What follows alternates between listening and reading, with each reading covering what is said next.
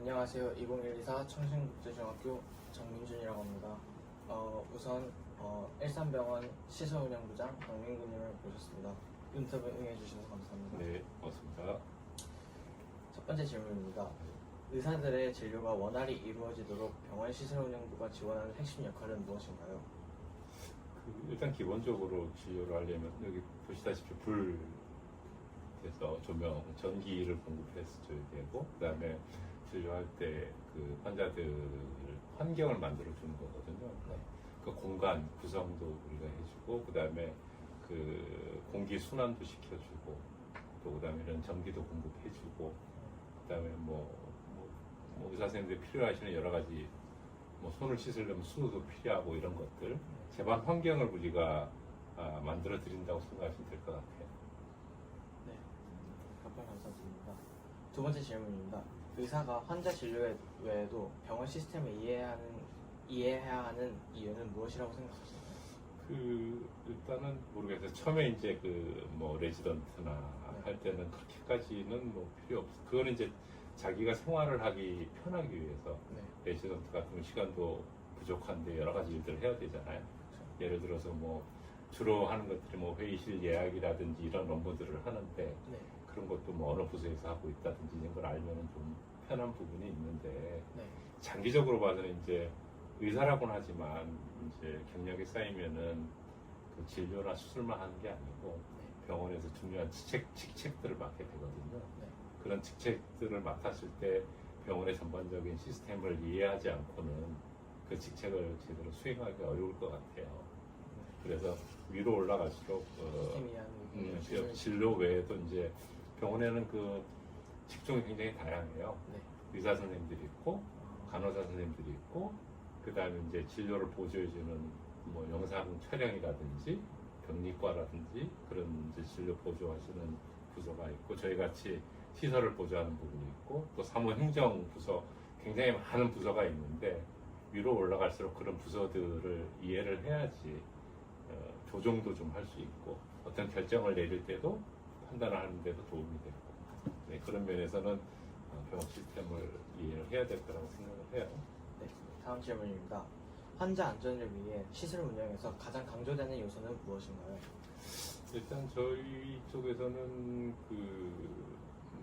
여러 가지 측면이 있는데 감염이라는 측면에서는 저희가 이제 공기 음압이라든지 음압 설비 같은 것들이 음압이 제대로 유지되게 해주는 것들 그다음에 이제 아까 얘기했듯이 진료나 수술에 저희가 환경을 만들어 준다고 했잖아요. 만들어지는 환경을 깨트리지 않는 게 제일 저희가 강조되는 부분이거든요. 예를 들어서 전기 공급이 끊긴다든지 수술을 하는 중에 전기 공급이 끊기면은 정말 큰 일이거든요. 제일 큰 일이거든요. 그래서 그런 부분들 그래서 그런 일이 생기지 않게 해주는 게 가장 중요한 일이고 가장 베이스 되는 부분을 우리가 지원해 준다고 생각하면 될 것 같아요. 병원 운영하는데 기본적인 부분. 네, 감사합니다. 다음 질문입니다.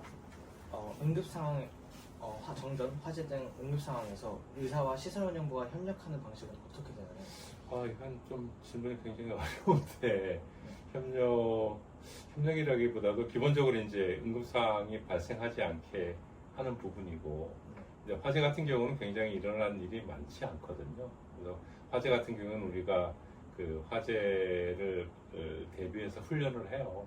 병동 같은 경우에서 훈련하는데 이제 대부분 간호사 선생님들하고 일이 많이 이루어지고 의사 선생님들은 화재가 나서 환자들이 대피했을 때 이제 혹시라도 조금 돌봄이 필요한 환자들에 대한 치료 같은 걸 해줄 수 있는 그런 역할들이고 그 다음에 정전이 됐을 때도 의사 선생님들보다는 실제로 의사 선생님들보다는 간호사 선생님들하고 저희가 할 일이 더 많아요. 의사 선생님들이 직접적으로 정전이나 화재 났을 때 대응할 일이 그렇게 많지는 않아요. 네, 다음 질문입니다.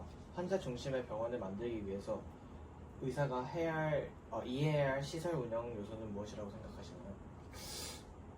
환자 중심의 병원하고 시설하고의 관련이라면 글쎄요. 일단 좀 막막하긴 한데 그 사이네이지 같은 거를 볼 수 있지 않을까요? 그러니까 예를 들어 환자가 어디를 찾아가고자 했을 때 쉽게 찾아갈 수 있게 하는 부분들.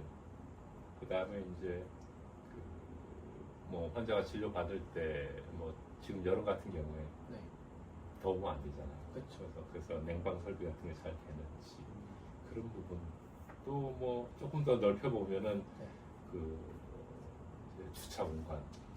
환자가 차를 갖고 오거나 보호자가 차를 갖고 와서 주차를 할 때 주차 공간이 부족한 것도 환자한테 좀 불편한 요소가 되니까 주차 공간을 충분히 확보해 주는 부분 그런 부분들이라고 할 수 있습니다. 네. 감사합니다. 네, 다음 질문입니다. 병원 운영 차원에서 볼 때 의사가 단순한 진료 전문가를 넘어 리더로 성장하기 위하면 어떤 자질이 필요할까요? 아, 이거는 뭐 꼭 아까도 얘기했지만 일단은 꼭 진료뿐만 아니라 그 다른 직종에 대한 이해를 좀 먼저 많이 할 필요가 있을 것 같아요. 그래서 다른 직종에 대한 그 이해를 하고 그다음에 그 직종 간에 문제가 생겼을 때 그 중재자 역할을 좀 잘 할 수 있는 부분들을 좀 하면은 좋을 것 같고 덧붙여서 일단 병원에서는 의사 선생님이 넘버원이에요. 최우선순위니까 어떻게 보면 기득권을 가장 많이 갖고 계신 분이거든요.